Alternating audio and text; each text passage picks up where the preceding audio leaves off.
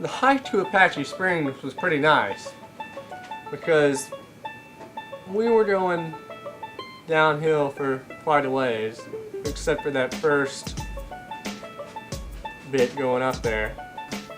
We saw a whole bunch of clouds when we were rushing. We were trying to get to one little area where we could eat food fast. And once we got there, we ate food, we got our stuff packed up together. And then we made sure all our rain gear was at the top so we could grab it if necessary. I had a big blister on the bottom of my foot, so me and Dad decided to keep going, and we made it to the edge of the Apache Springs. Then we were going up and up and up. It started raining. And it was just absolutely dumping.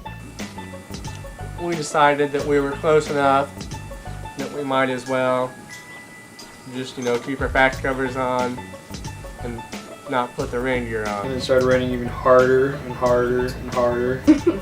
We were all running to get there. And it started raining even harder and harder and harder. So when we got there, we put our packs against the tree really fast and we ran under one of their little tent areas that they had set up. They're using as an activity. We sat on the porch and Dad started tending to my foot.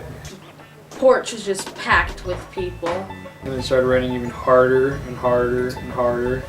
The people there, the managers of that camp, were really nice. They were the best managers that we had of camps, the best staff. And it started raining even harder and harder and harder. Once we were up on the porch, then they started passing out cups of coffee and hot cocoa to all different people and adults. And it started raining even harder and harder and harder. And it didn't stop until about that night. Our campsite was, like all of them, a little bit far away from the cabin area. And it was pretty good campsite. Apache Springs was fun, except for the fact it was raining and it rained the whole time we were there, so we didn't get to do all our activities.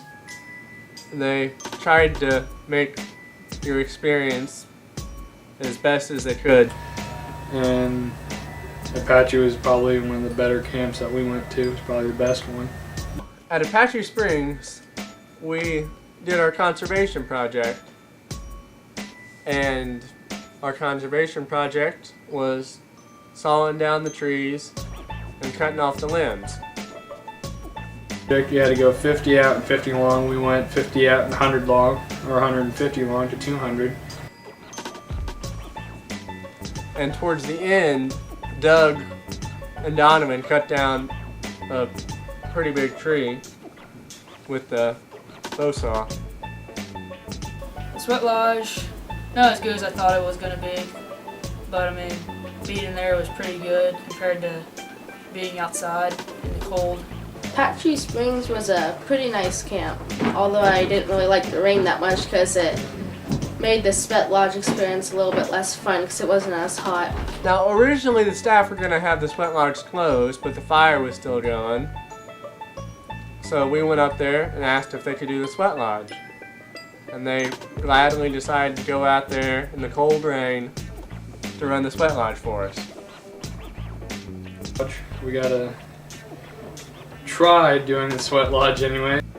The fire was still going at the sweat lodge because we had kind of poked a couple sticks around, got the ashes and coals burning again, and got the fire actually into fire again.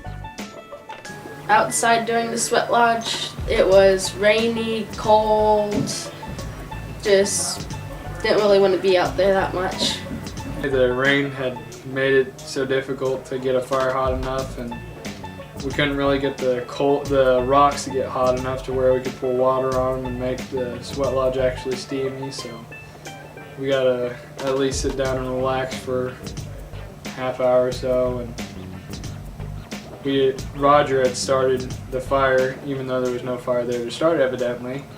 Well, we got one started because we're like that.